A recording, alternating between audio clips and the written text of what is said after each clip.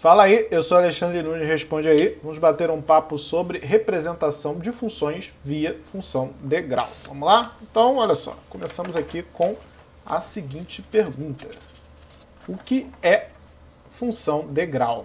Uma função de grau é uma função como essa daqui. Olha só, é uma função que ela vale 0 para todo t menor do que c e vale 1 para todo t maior ou igual a c, por causa da bolinha fechada aqui. E que c é esse? Bem, c é um número qualquer, beleza? Pode ser 1, pode ser 2, pode ser 3, dependendo ali do nosso problema. Show? Legal.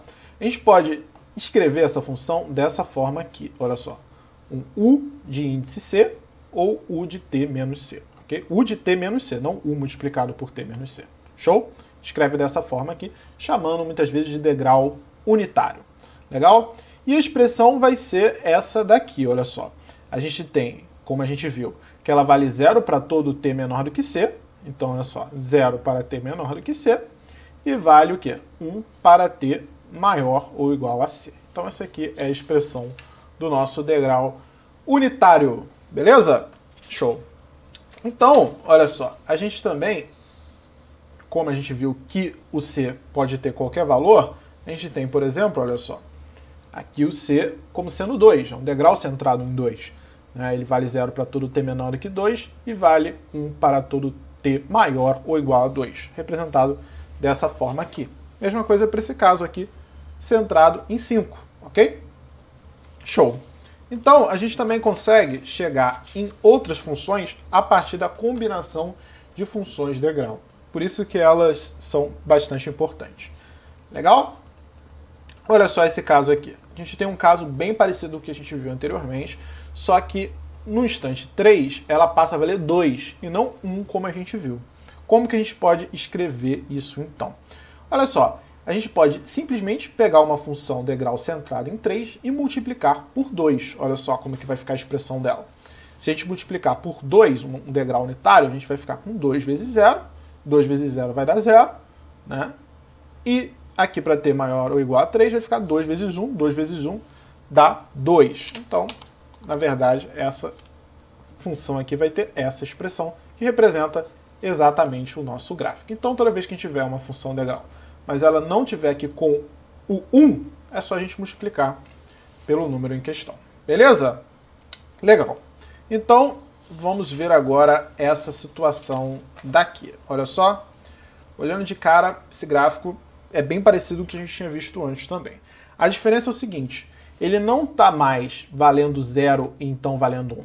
Agora ele vale 1 e passa a valer 0, ok? O que está acontecendo aqui? Aqui a gente tem uma função, como se fosse uma função que vale sempre 1, ok? Uma função constante 1, menos a função degrau unitário. E onde esse degrau está centrado justamente aqui nesse ponto, onde deixa de valer 1 e passa a valer 0. Então, como é que vai ficar a expressão dessa nossa função? Vai ficar f de t é igual a 1, né, desse gráfico aqui, menos o degrau centrado aqui em 4.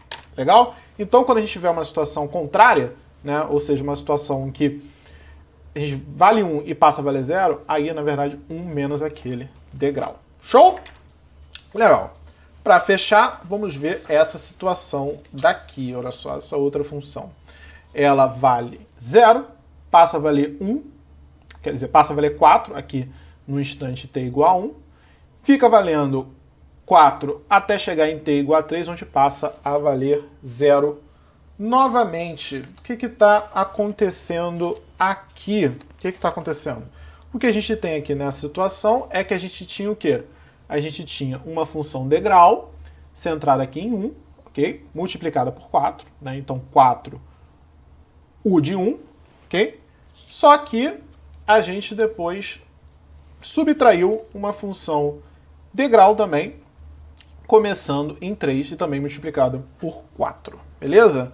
Então o que aconteceu foi justamente o seguinte, opa, acabei dando um spoiler ali, mas olha só, o que aconteceu foi que a gente tem g de t, que é a nossa função, ela vai ser igual aqui, ela vai ser igual a esse primeiro degrau, que é 4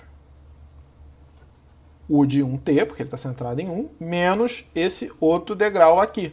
Olha só, aqui também tem o 4 na frente multiplicando, só que está centrado em 3, ok? Legal. E de forma geral, aí sim é aquele spoiler, olha só, de forma geral, quando a gente quer escrever esse tipo de função, a gente pode escrever dessa maneira aqui, olha só. A é a amplitude, que no caso aqui é o nosso 4, e aqui entre colchetes a gente tem o degrau do início, que é aqui esse degrau aqui referente ao 1, menos o degrau do final, que é esse degrau aqui referente ao 3. Beleza? Então, é basicamente isso que a gente precisa ver para entender funções degrau e como que a gente pode combiná-las para chegar em outras funções de nosso interesse. Show? Esse vídeo te ajudou? Responde aí.